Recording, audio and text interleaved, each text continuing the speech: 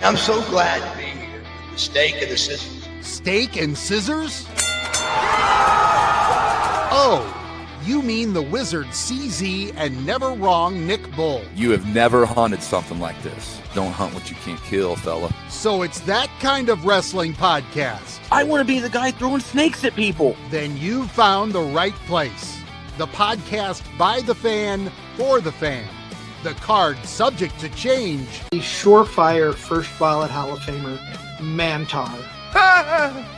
Here now, your hosts of the Card Subject to Change podcast, the Wizard CZ and never wrong Nick Bull.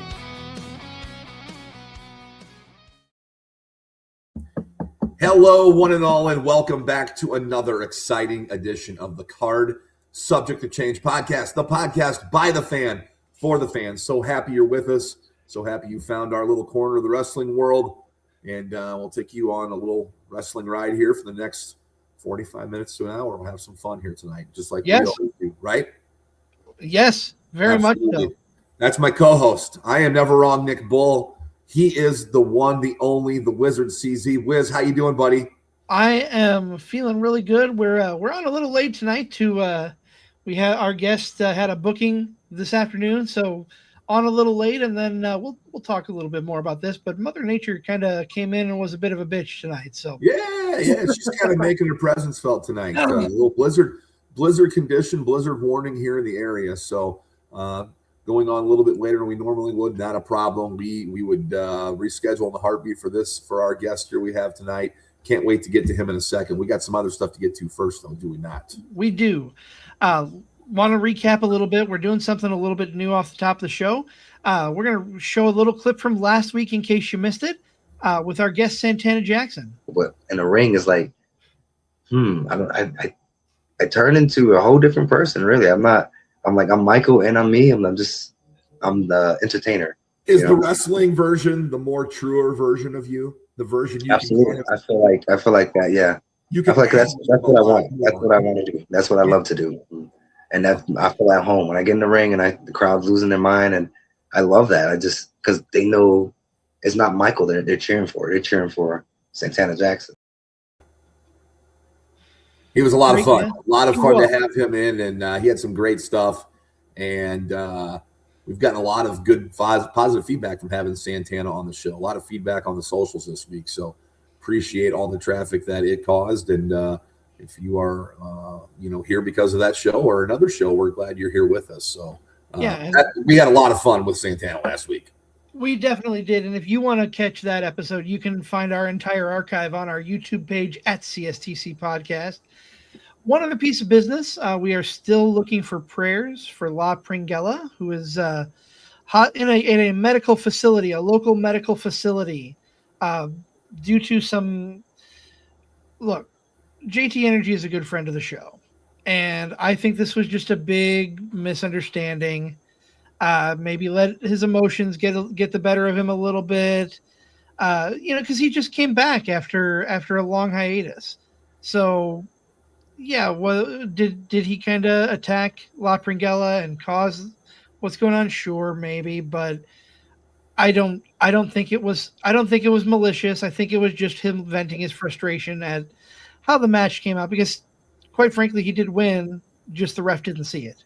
You're calling it a heat of the moment thing, something normally not of JT's high moral standing and character. So normally he wouldn't do that, but was kind of put in the spot emotionally, and the way the decision went down at that match, I can see how things went. Did he go a step further than normal? Possibly, but that's up to JT to decide, I guess, not us. And we'll find out here coming up next week at SCW Pro Crimson and Clover when that's JT Energy takes on El Pringel. Yeah, should be a good match. So if you're in the area, stop out at Bluegrass. But we are here. We're burning some midnight oil because we have a great guest. I've seen this gentleman at ZOWA. I've seen him on a number of podcasts. I'm excited to talk to him. Let's welcome into the studio, Maurice. Maurice, how are you this evening? Good. Caught in the weather, but we're good. Yeah, like we said, Mother Nature's kind of a bitch this time of year. You never know what the weather's going to do, especially here in the Midwest, right? Absolutely. Been enjoying good weather for too long. Now here's the snow again. Well, like in 3 days, it's going to be 65 degrees and it's all going to be melted. I mean, it's just it's crazy here what the weather is. But we hope that you are traveling safe and be able to get through this safe. And we appreciate you joining us late. But Maurice, first-time guest here. I got to ask all first-time guests the same question. Why pro wrestling? What was it for you that, boom, kept you coming back? What was it? It's a good question. I guess the heart of it, because the first match I ever watched as a fan was Tommy Dreamer and Jack Swagger, ECW and Sci-Fi, 2008. Okay. September or November, one of the two. Okay. And I was hooked with Tommy, and then I watched ECW, then I watched Raw and SmackDown, and then TNA here and there. And then when Hogan went to TNA, then I was a TNA fan. It's crazy, but it's just I'm a fan somehow. Gotta start somewhere. Absolutely. It sounds like when you got into it, what kept you coming back? What was it? Was it just the presentation? Was it the wrestling itself, the over the top? What was it?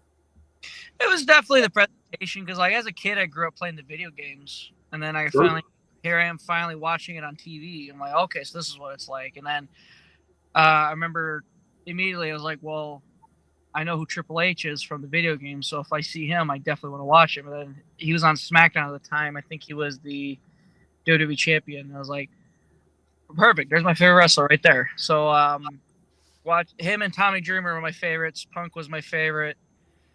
I think Jeff Hardy was my favorite too as a kid.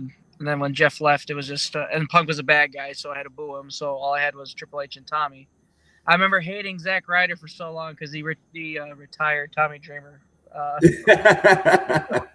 stopped watching ECW. I was like, what's the point? There's no ECW originals on there anymore. Because by that point, I found YouTube and looked up ECW, and like I watched the older episodes. Like, oh, okay. And then when Tommy was gone, I was like, well, why watch it anymore? There's no point, Now I want to watch. Now when you watch it back, you realize like Christian was great on there. Regal was great, But in hindsight, I think it was just it was fun, and like I think like a month or two into the fandom, I was like, I'd love to do this, but by high school, I was I was reading books, and shooting and all that stuff. I was learning what it takes to be a wrestler. I was like, oh, I don't think I can. Then COVID happens. I'm like, all right, let's give it a shot. If it works, it works. Well, it's been 5 years and 3 months now, so I say it works. I'm still here. I'd say so. And you talk about reading up on it and not thinking you could do it right away. What was it? What was that moment that decided, okay, I'm doing this. There's nothing stopping me? It was COVID, because like it was a case of like things you never thought would be taken away were taken away, and it was like, wow, life is really short. So like, really, I mean, if I'm at my wit's end here, because I was pretty depressed at the time too. So like, if you're that at your wit's end, you might as well try it. Because like, what's going to happen if you fail? You failed. Well, you could at least say you tried it. Not many people could even say they tried it. So I said, all right, give it a shot. If it works, it works, and it worked. Yeah, and you've been all over the map, and we'll talk more about that. I mean, I kind of want to just dive right into that. You have been on a pretty big show during WrestleMania weekend. That's Effy's Big Gay Brunch. Talk about that experience with us a little bit. So that wasn't WrestleMania weekend. That was during All Out.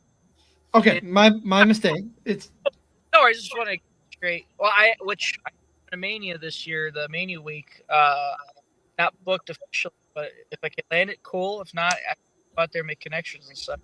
Go to Vegas. But during 2022, I rode with Mateo. Joey made booked for the so I said, okay. So I showed up, said hi to Brett Lauderdale, said hi to Effy, and Effy, first thing out of Effy's mouth was, yeah, he goes, I might use you. I'm like, okay, cool. So then I got into the scramble.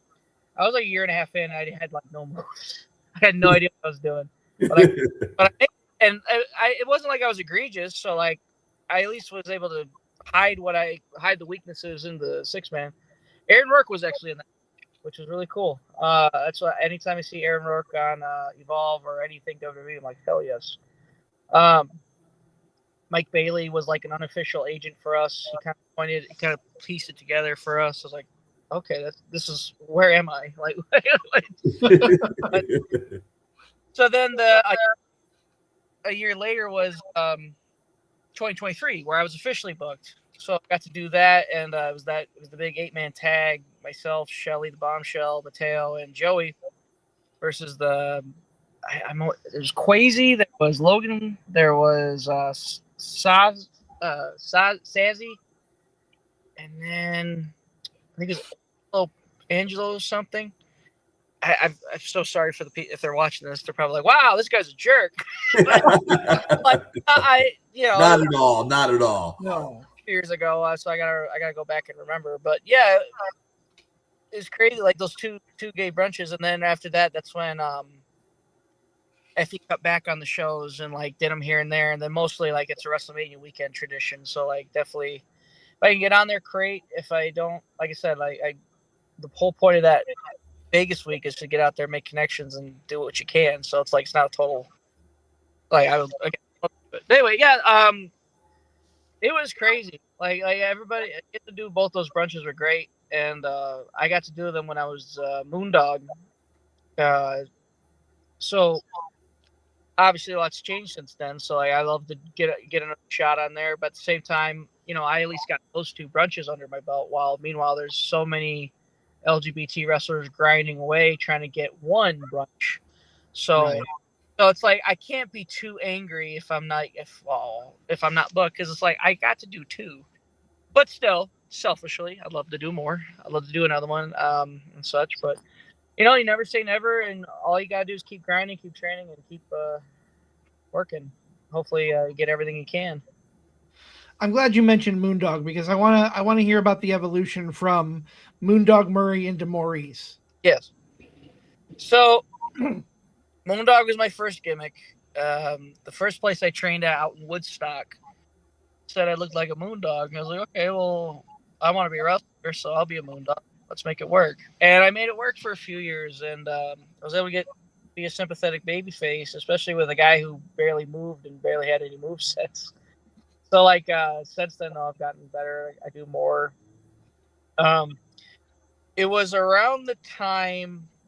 It was June of 2024, July of 2024. I hit up ICW Milwaukee, Dysfunction.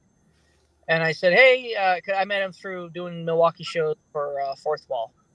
And I said, hey, I'm interested in working up in the Milwaukee area more often. I'd love to come up for ICW. He said, yeah, come on up. That's fine. So like a week of, I'm at the gym and I get messages from this. He's like all excited. He goes, hey, do you got a suit? You got this? You got this? I'm like, yeah, I got all that. And he goes, have you ever seen Big Boss Man? You ever seen Diesel? I was like, yes, absolutely. And he's like, okay, I want you to do that character. I want you to be that character with Bobby V. I'm like, okay, cool.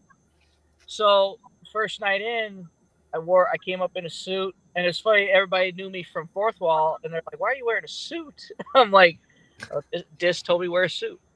So got to do the match. It was against Yanni GQ, which Yanni's awesome. Great first match. And then it just snowballed from there. I posted a picture of Maurice in front of the ICW banner and like all on my social media. I'm not saying I got millions or thousands of likes, but I got more likes than I usually would get on the post. I'm like, oh, I might have something here.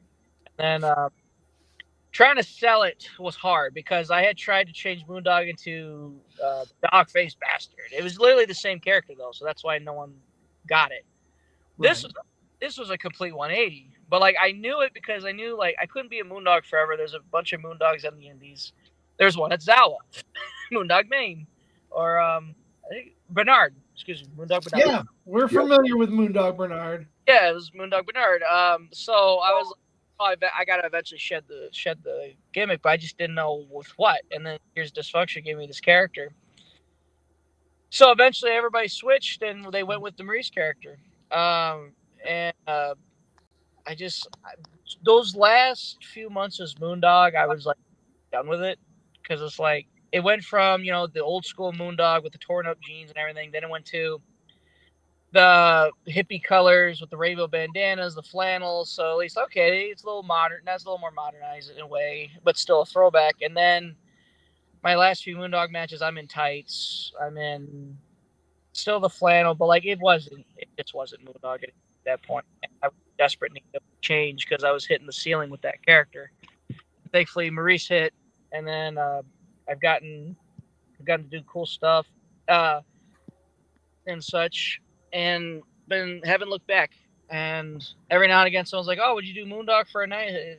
No, because why? What's the point? It's like taking a step backwards, right? Exactly. So it's like, no, we're done. We got 3 years out of that, 3 or 4 years. So it's like we did everything good with it. We pushed it to the moon, no pun intended, and then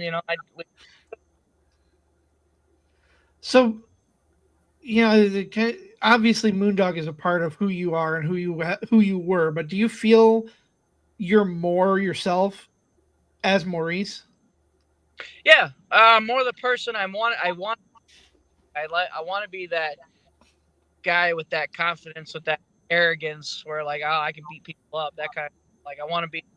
That's the guy I want to be. So it's like it's easy to go into that character when it's something you want to be. Like you have that little bit in you that you could pull out like the arrogance. You don't have to be the nice guy anymore. That for like 15 minutes you could be the biggest jerk that you can, and you not get in trouble for it because it's part of the show. We're speaking with Maurice here on the Card Subject to Change podcast by the fan, for the fan. Of course, Card Subject to Change is sponsored by Lopez Pizza, New York style pizza by the Slicer Pie, located in downtown Davenport. Glad to have them on as our sponsor. You talk about how much more this character is more of you. You're more at ease. Does that make things easier now, or does that just come with the experience of putting the hours, putting the time in, putting the days in, going from being from day one here into year 5, whatnot? Definitely both. Like the experience helps, but like being confident in what you're working with definitely shows. And when people who saw me as Moondog finally got to see me as Maurice, like literally every time after the match, they come up to me and goes, "Dude, you are like a whole different person. Like you are so much more confident in everything you do." Like, thank God it's about time, because like every wrestler deals with that the inner saboteur. So it's like sometimes I wonder, like, character. Every time I think that, some people make like, "Hey, that character's good," but made the right choice.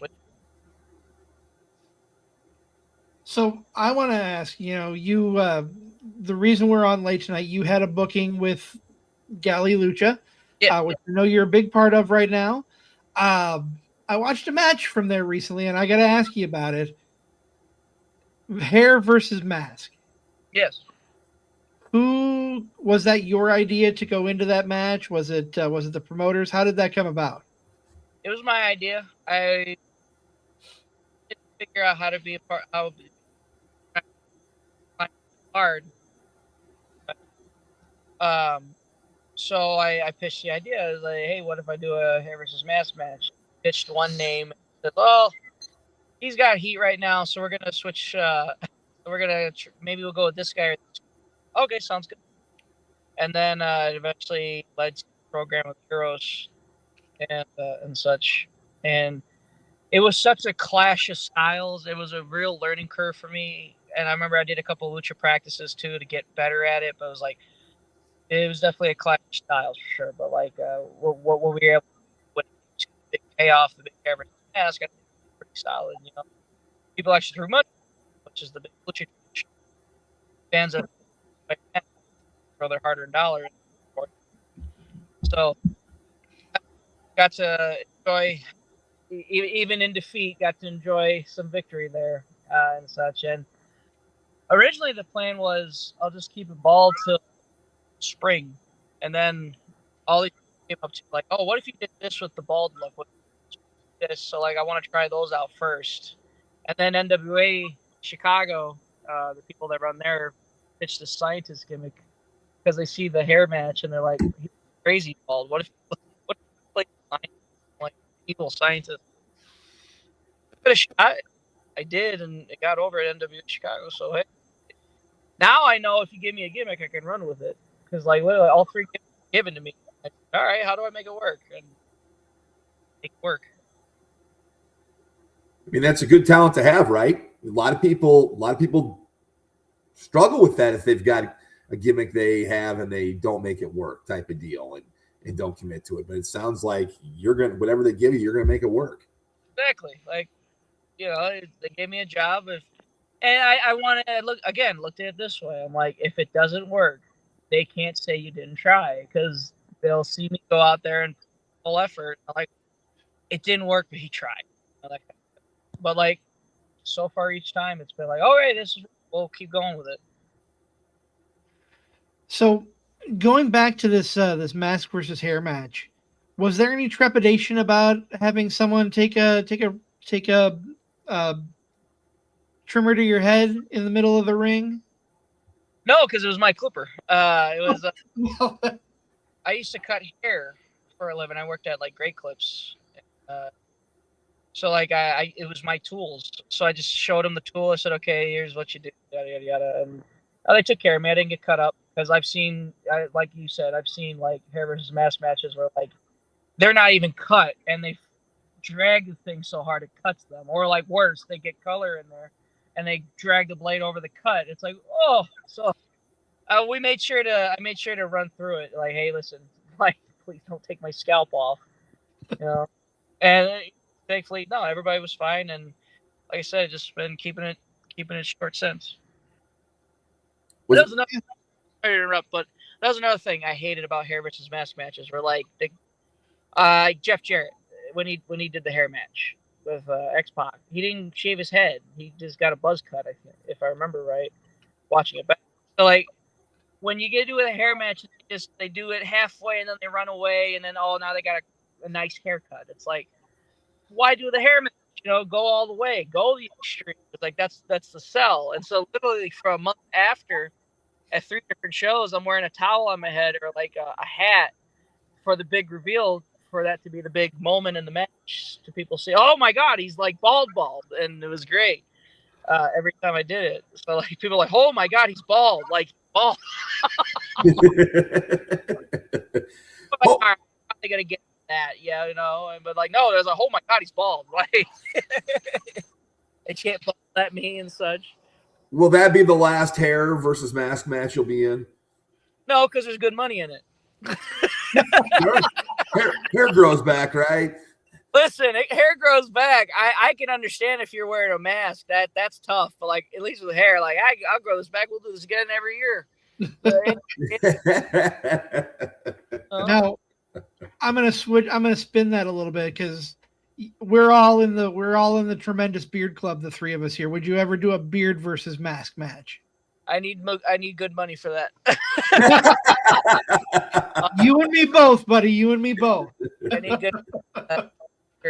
Like, I think someone even asked going up to the match, like, would you do the beard too? I'm like, if he offers more, or if he asks, but he didn't ask, so I'm like, okay, cool. Thank God.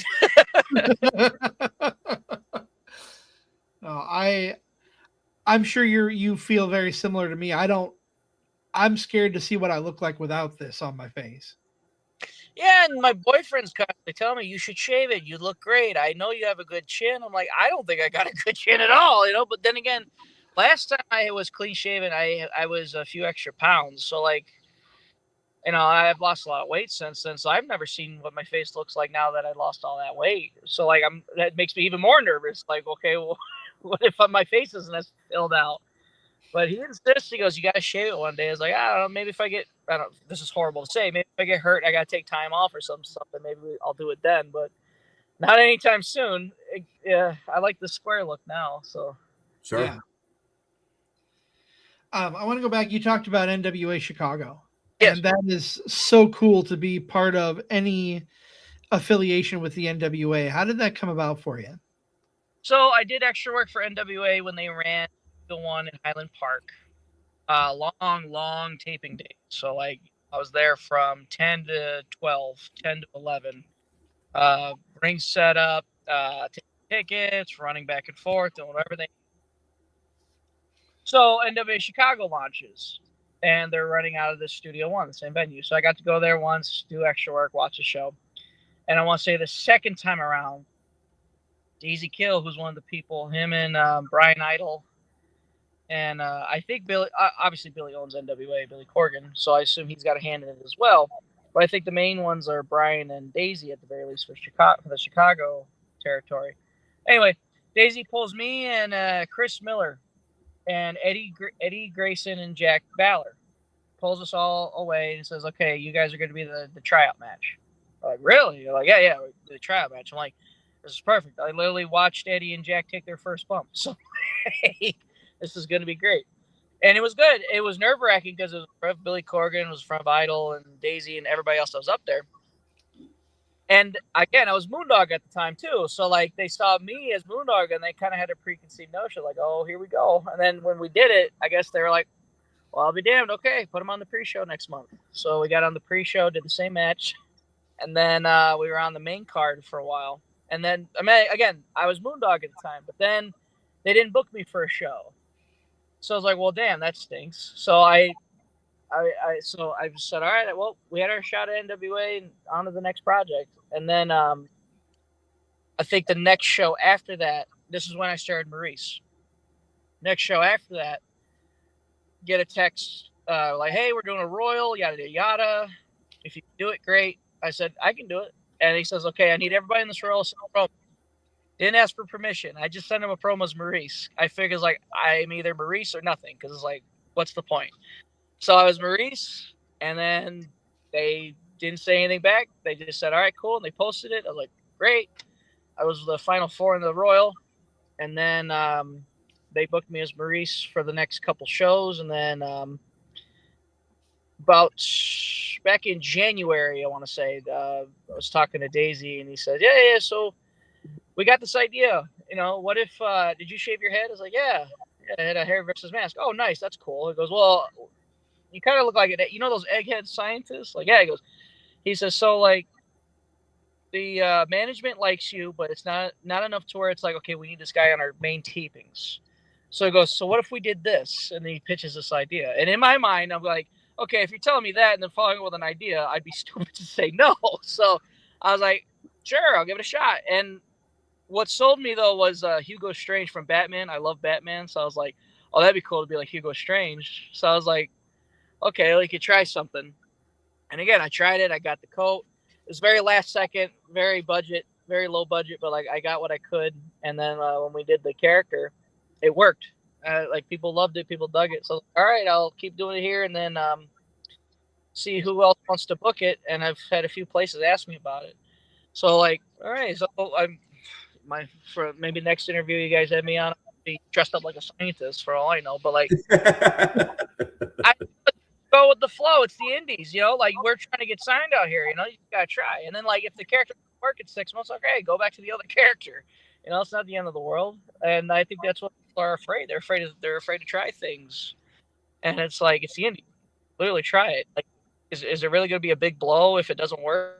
I mean, no, just go to the next thing. It's not like you're going to lose bookings over it, unless it's egregious, but, you know. I love that because I think, especially, I've said this multiple times on our show, but with the advent of social media, I don't think it's utilized enough to put yourself out there, and you've got to put yourself out there. Absolutely. You know? I love that you're doing that, and I love anybody who will utilize the tools they have to push themselves forward, because that's what it's all about, right? Absolutely. Excuse me. Maurice, at this point of the show, the show's called the show is called I Can't Get a Sentence to Come Out of My Mouth Without Stumbling. We're card subject to change, so every once in a while when we have guests on, we like to play a little fantasy booking. Who, if you could get in the ring with any wrestler, past or present, that you haven't stepped in the ring with, what's your dream match? Tommy Dreamer. This is like that should have been obvious. and I told him that at story. the ECW arena, right? Oh, absolutely.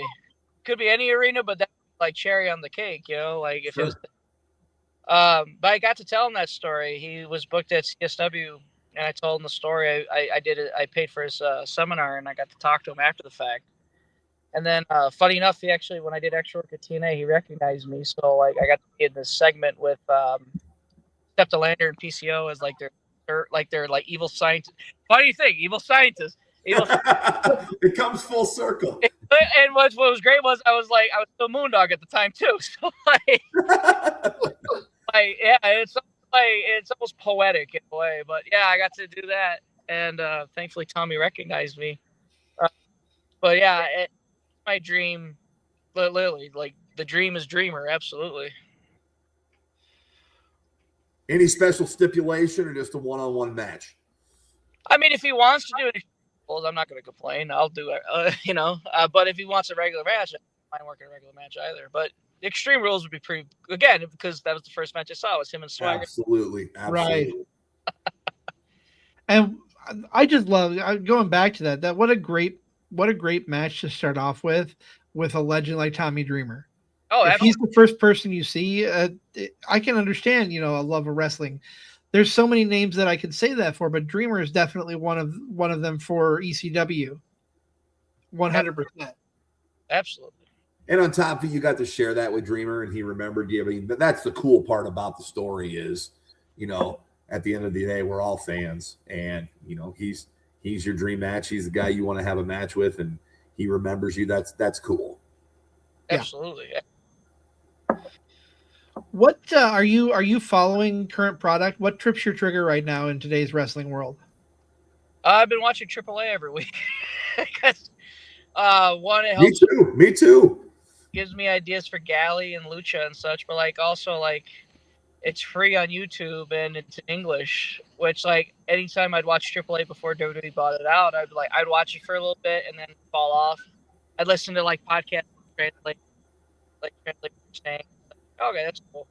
But like I wasn't hooked until I watched the. Now I watch it every week. But what was cool is like I got to see Jack Cartwheel on there, and then when I did extra work at GW last week, Jack Cartwheel was there. I was like, oh, he's wearing that Triple H jumps. That's me being a fan. I'm like, oh, that's cool. That's so badass. Have you seen this week's episode yet? No, I mean to. Big Rey de Reyes. I know the guy.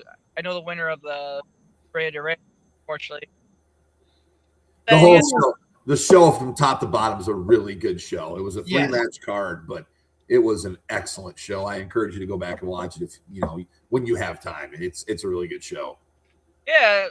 Other than that, I watch like a pay-per-view here and there. Like I'll watch an AEW show here and there. I'll watch.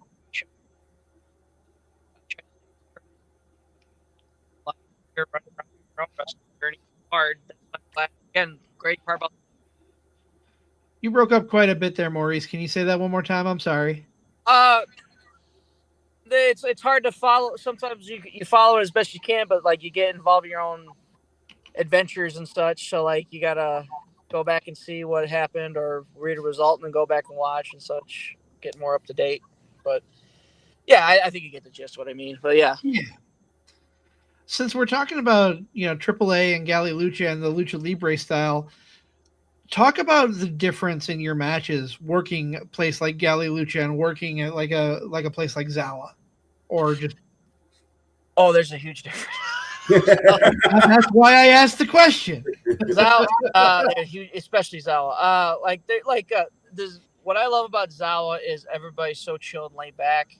Where like you know. Sorry to excuse my language. Sorry to kind of pull the curtain back, but like what's great about ZOWA and homegrown and places like that is like so the guys are so comfortable with what they're doing that like you can just call a little bit and then just fill the rest out there. Places like Galli, you know, it's A to Z, which is great, which in the long run was great, me doing it every month, because like I got better at calling matches A to Z, because before I'd be like you know, and I'd freeze up when like so much was called. Now it's like okay, and then like you know, you get through it such. But yeah, it's definitely style wise a lot more faster paced, a lot more like okay, be there for this, watch for this, get to this. Meanwhile, a place like ZOWA, like you can maybe like simple, a lot more simple, but like you can still have a fun match, still have a really cool match, but like definitely not as stressful, I'd say.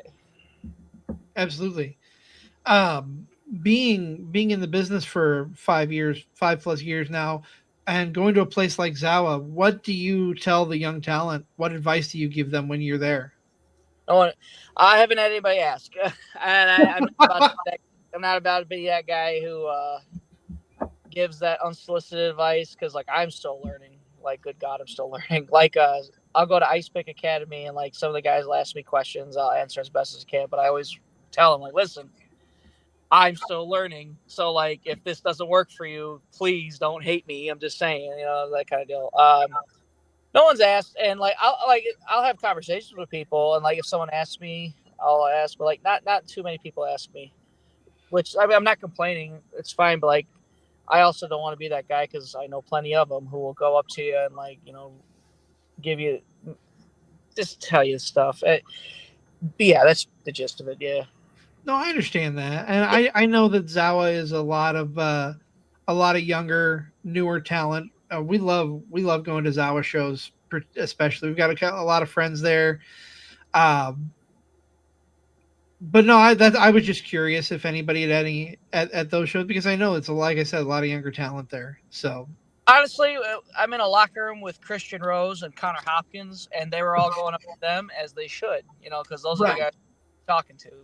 Like, I just come in for a ZOWA show here and there. Meanwhile, Christian in there, like with them, and like in there with them regularly to help. So like I absolutely don't blame them to go to him as opposed to me, because it's like, oh, hey, there's Maurice, he's cool. But then if you want, but like there's Christian Rose, all that experience, like obviously, yeah, go talk to him. Right. So Maurice, you'll be in Vegas for Mania weekend festivities? Yes. Any bookings you can tell us that you'll be a part of? There is one. As of recording, I'm still waiting for them to drop the announcement, but I've been definitely sharing it. It's not too hard of a secret I've been keeping, but I've been sharing it, reacting to it, posting it, and such. But once we get the official, like, okay, there's my graphic, that's when I'll start. But I know for a fact that we got one match, and that's better than nothing at all. Absolutely. And such. So like, I'm definitely excited. I can understand that. Have you been a part of other WrestleMania weekends? What's the atmosphere like there, if you can tell us? This is my first one. This is okay. Awesome. I bet you're excited. I excited, nervous, and the nerves is what kept me from going the last years, because I'm like, I'm not good enough for that kind of deal. But like now it's like this year, I think also too, what was also kind of the nip in the heels was WrestleMania is going to Saudi Arabia next year. And I'm not flying to Saudi Arabia. So I was like, it's either do this now or never. So jumped right on there, and myself and Hot Rod Daddy Andy are planning to ride out there together. So we're going to, see what happens. And that, I can't imagine being a wrestler in the city where WrestleMania is. I can't even imagine how awesome of an experience that's going to be for you. And we'll definitely have to talk about having you back to talk about that at some point. Oh, I think you froze for a second there. Am I back? Yeah, we got you. Hello? Oh, perfect. Yeah, I'm excited. I'd love to do that. Well, Maurice, I want to give you a chance to plug where people can find you if they want to follow you on social media, and if they want to see you in the ring here coming up. Yeah, Maurice_Wrestle on Instagram, TikTok, and YouTube. Maurice Pro Wrestler on Facebook, and Maurice_Science on Twitter. Booking wise, we got UCG next Friday in Bedford Park. Got NWA Chicago in May.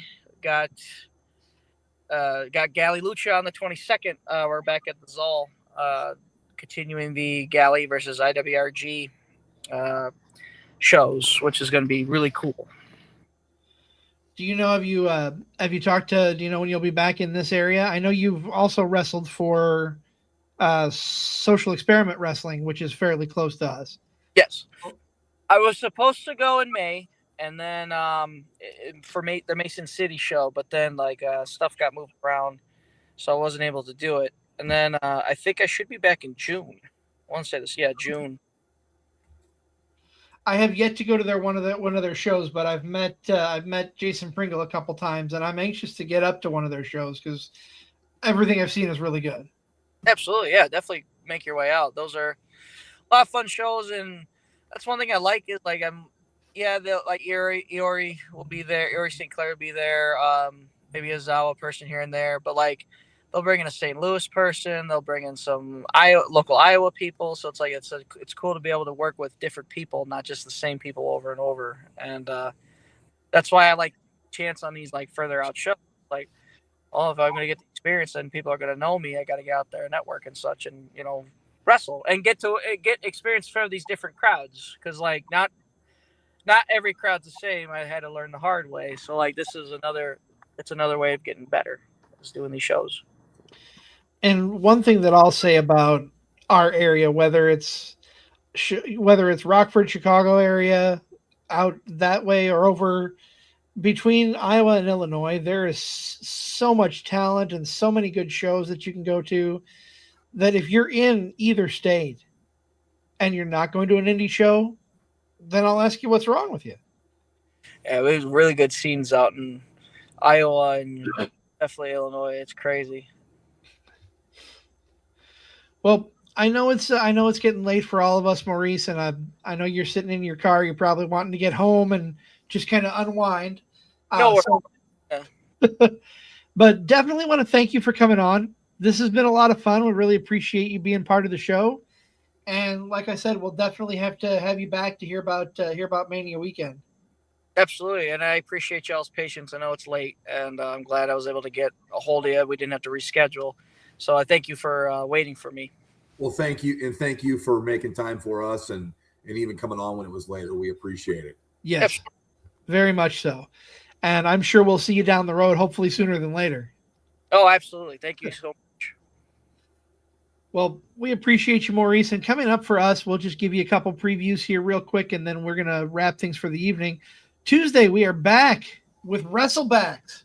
And Nick, I'm going to let you talk about this because this was your pick. Yeah, we are back for Wrestlebacks with our buddy Joe the Show Winkle. We will not be discussing one match, not two, but three matches. We are going to break down the FTR Briscoes trilogy since they're all three excellent matches. It'll also be the first time we talk about or break apart a tag team match on Wrestlebacks. So looking forward to that. Those three matches are unbelievable. I can't wait to watch them again. It's been a couple years since I've sat and watched all of them, but definitely ready to break it down with our friend Joe. And of course you, CZ, when that will be on Tuesday night, 7:00. Looking forward to that. And next week we're back at our regular time, and we've got Justin Fowler, a mainstay in the Iowa wrestling scene, coming on. I'm excited to talk with him because I think it'll be a fun show, and I know he has a lot of connections in the Iowa wrestling community. So be good to hear. I'm sure he's going to have some great stories for us, Nick. Absolutely. A guy who has been on a lot of shows and been up and down the road. I'm sure he's got plenty of stories and, another first-time guest. So back-to-back weeks with first-time guests. We love having it. Well, actually, Santana Jackson last week, he was a first-time guest. So we love getting the first-time guests in. We love having them come back as repeat guests. And you're always welcome back here, Maurice, on the card subject to change. That's for sure, man. Thank you so much. Well, that is going to put a bow on this edition of Card Subject to Change, the podcast by the fan for the fan. Of course, proudly sponsored by Lopez Pizza, where you can get the largest slice here in the Quad Cities, New York-style pizza by the Slicer Pie. So stop by them if you're in the area. But until next time, I am the Wizard CZ. This is my tag team partner, Mr. Never Wrong, Nick Bull. Thank you again, Maurice, for being a part of the show, and we will see you next week on Card Subject to Change.